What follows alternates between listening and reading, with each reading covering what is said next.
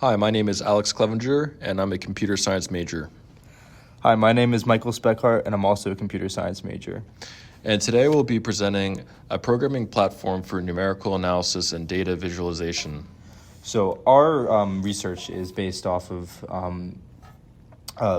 iterative methods for both dense and sparse matrices. So a sparse matrix is a matrix that is primarily composed of zeros, and there really is no rule of thumb for how to define whether a matrix is sparse or not, but usually when over 50% of the entries are zeros.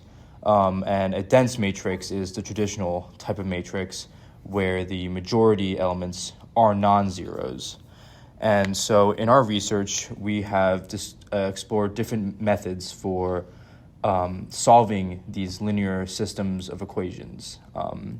And these have been mostly iterative methods. For example, the Jacobi method, which goes through each system in the matrix and essentially solves for the unknown x variable.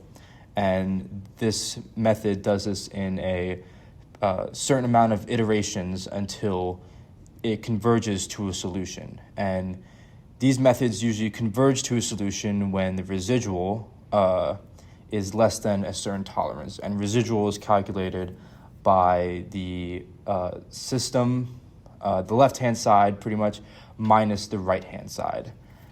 And by exploring these solutions and these methods, we also look to make them faster and using parallel libraries such as TBB to speed up and enhance performance. So what is a parallel performance? What does it mean to parallelize something? So the end goal of what we're doing is providing a platform to provide highly efficient computation on matrices. And these highly efficient computations on matrices have direct applications in the medical areas as well as many places in engineering industries. To parallelize something means that we're taking subtasks within a greater tasks and having them operate simultaneously.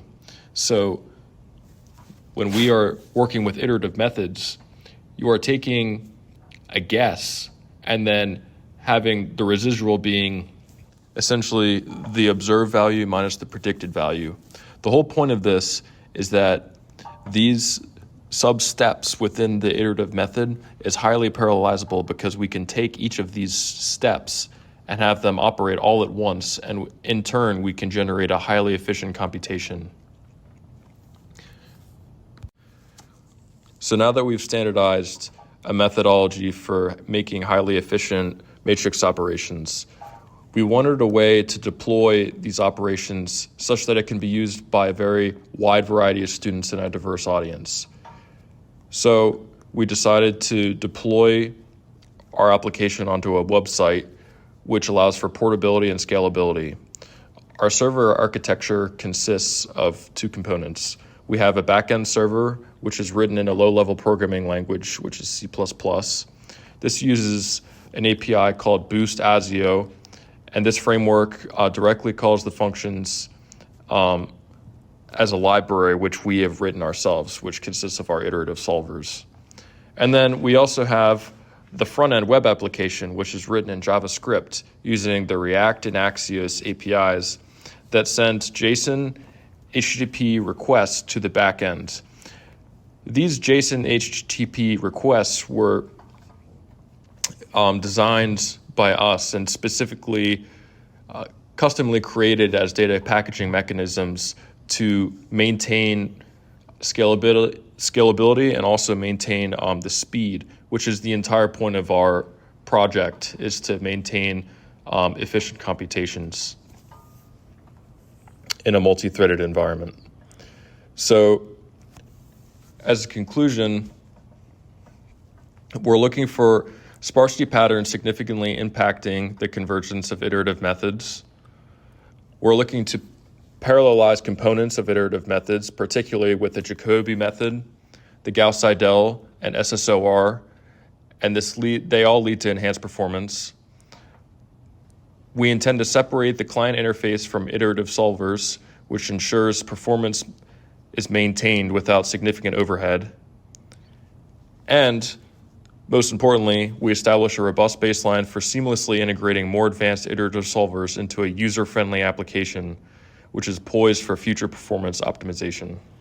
And in the future, future teams can explore additional Krylov subspace methods for solving linear systems and delve into preconditioning and smoothing techniques that allow for even more enhanced and accelerated computation of these systems. All right, this is the summary of our project, and we look forward to what the future holds. Thank you. Thank you.